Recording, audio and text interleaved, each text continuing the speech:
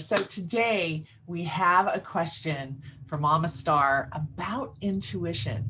And it comes from our friend Vicky, who says, has your intuition ever been wrong? With a couple of big question marks there. Me? Nah, I'm just curious. Well, let me spill here for you. Yes, my intuition has been wrong.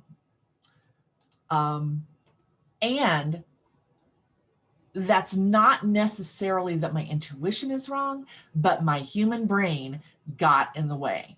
One of the things that I always start with when I do a reading for anybody or when I talk to anybody about their intuition and the intuitive hits that I get is I'm a vessel, and I'm not a perfect vessel. I am a human vessel, which means that a lot of times I can get my interpretation wrong, or I can have my stuff floating through and completely miss the message. So I'm always willing to be wrong.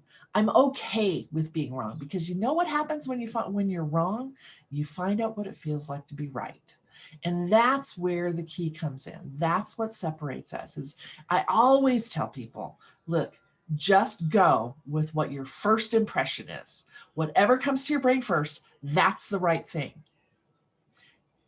Now, what does that mean? It comes to you first, and yet I can still be wrong. Well, again, human fallacies, human problems, human whatever can get in your way and make you an imperfect receiver.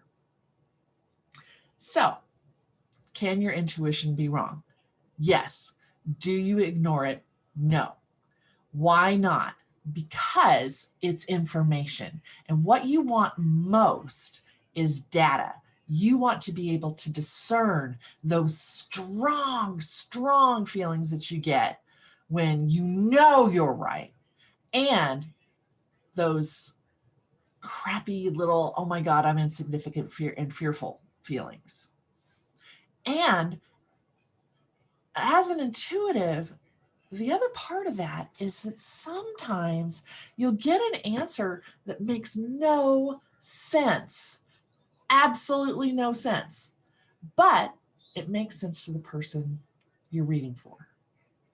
So that's why I always encourage intuitives, just say what comes to your mind and be willing to be wrong, because it's not going to kill you to be wrong. And that piece of information that you don't understand at all could very well be the thing that the person needs to hear. I'm also being told to talk to you about on a personal level and how you deal with your intuitive hits for you personally. This is something that you're always going to want to kind of consider.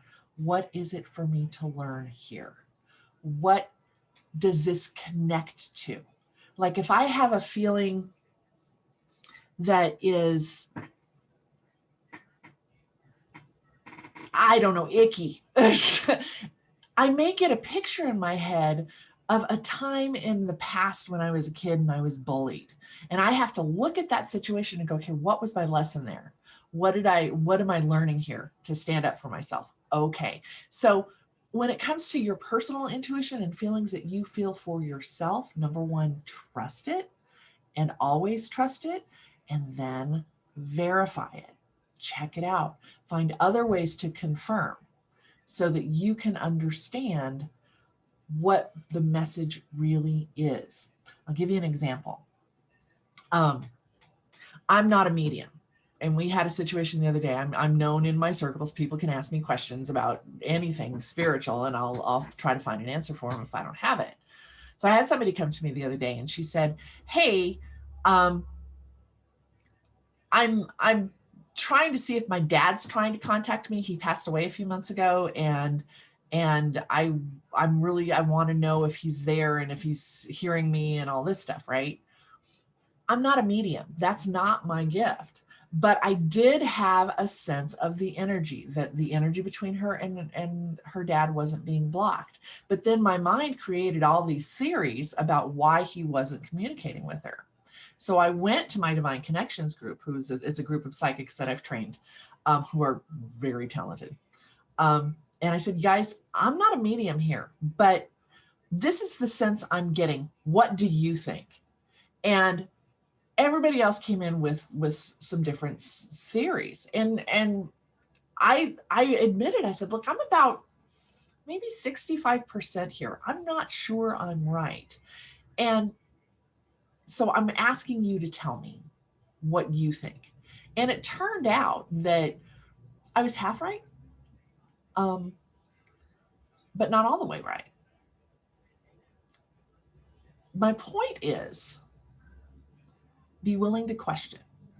Don't get stuck in this entire idea that your intuition is always right, because you're human, you can be wrong.